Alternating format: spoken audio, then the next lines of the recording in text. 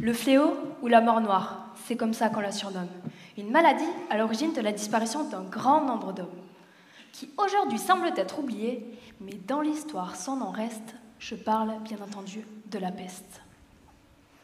Mais connaissez-vous la responsable véritablement?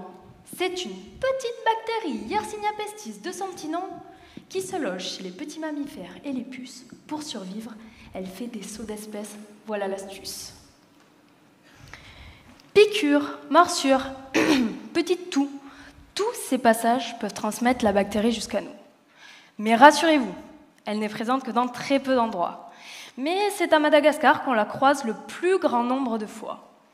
C'est le seul pays où chaque année il y a une épidémie. Et d'octobre à février, dans certains villages, il est préférable de se cacher. Mais de mars à septembre, bactérie, où es-tu passée? Eh bien, voici la mission que je me suis donnée. Sur les hauts plateaux de la capitale se trouve une réserve appelée Amboïtantelle. Zone active de peste, je m'y rends 2 fois dans l'année afin de débusquer le refuge de la bactérie qui est encore secret. Voici comment se déroule une journée de terrain. Eh bien, je me lève très tôt le matin. Je pars déposer du beurre de cacahuète dans mes cages. Je suis d'accord avec vous, c'est une effroyable technique de piégeage.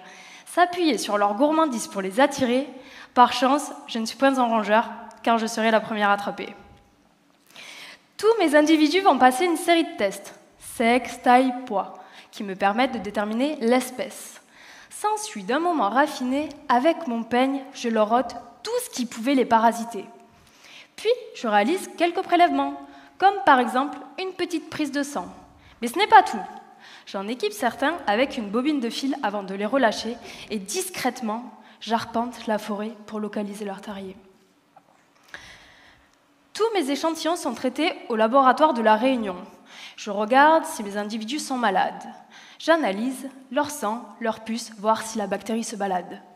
Mais s'ils avaient été malades le mois dernier, eh bien, pas de bactéries dans leur sang, mais certainement une immunité.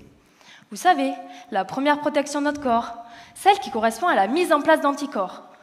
Tels de braves chevaliers, ils sont là, ils sont prêts, dans le doute où la bactérie réapparaîtrait. Alors, j'observe minutieusement cette mise en garde établie grâce à la mise en place d'un diagnostic de sérologie. Une centaine d'années de recherche sur cette bactérie avec encore des interrogations aujourd'hui. Et même si je dois passer mes journées à dire « ça va, je n'ai pas la peste », en souriant, eh bien j'espère être celle qui aura l'occasion de la rencontrer dans son environnement.